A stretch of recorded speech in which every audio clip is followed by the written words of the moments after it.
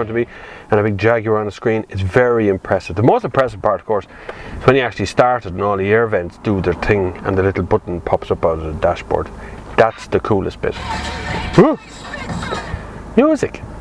Anyway, you turn a knob into D. I often find myself going to turn, but it's not. It's just little knobs down there, and off she goes. And it responds very quick. Very happy with the response in it. This one is powered by the 2.2 litre diesel. Now, I have a feeling that Jaguar made this car with a 3 litre diesel in mind, or maybe a 5 litre V8 petrol, because both of those are available for sale as well. And I think what happened was that they needed to improve fuel economy, lower the CO2 a bit, and what they did was just whipped out the 3 litre and put in a 2.2 and didn't really think about the weight difference in the car, because this car would power slide all day. It just seems, it's very tail happy. It really wants to let loose on the tail all the time. It's incredible handling wise. It's incredible. It's so pivot. It just point into the corner and the nose pivots around that corner and the arse of it follows it around, and it's lovely. It's a lovely experience. But forgetting about the kind of performance side of it for a second and just think about the comfort. Now, I'm on very thick tyres, Pirelli P7s actually, but they're quite thick. They're big tyres, and because they're so fat, they kind of ruin the look of the outside. That sleek look is kind of ruined by the small wheels and fat tyres. But what the offset of that is that this car is just a beautiful cruiser.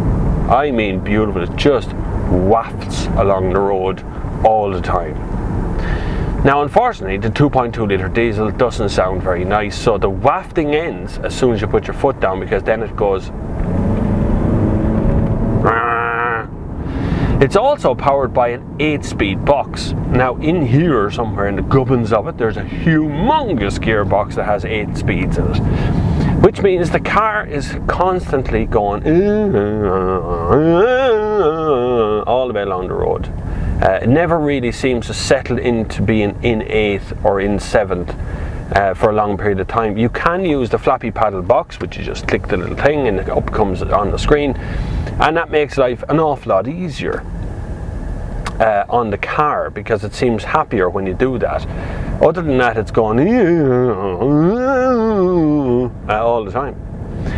It is a beautiful place to be. It's incredibly well appointed in here, really well. Everything you touch is beautifully soft and molded.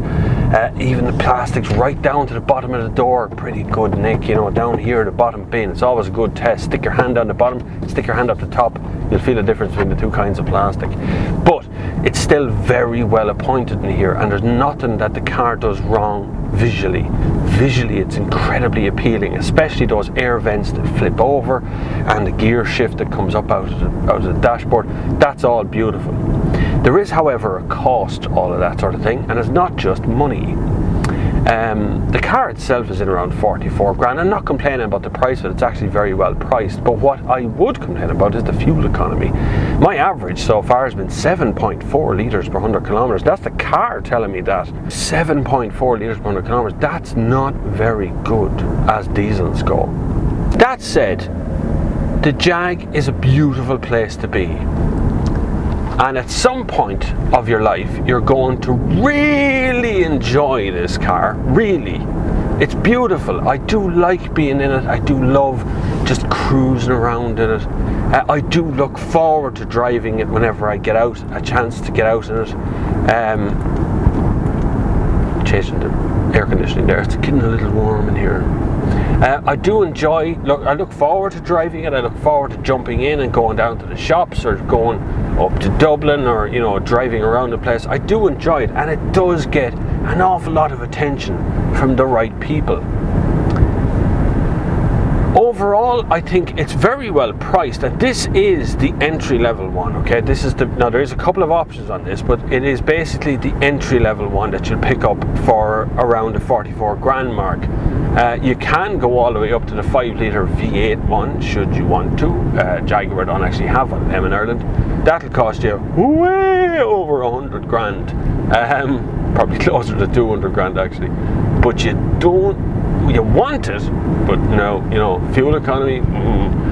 If I was to pick one, I'd pick one with the 3-litre diesel engine in it, because you get 500 newton meters of torque instead of 400 in this. And to be honest with you, I'm not even sure I believe them that there's 400 newton meters of torque. It doesn't feel like it.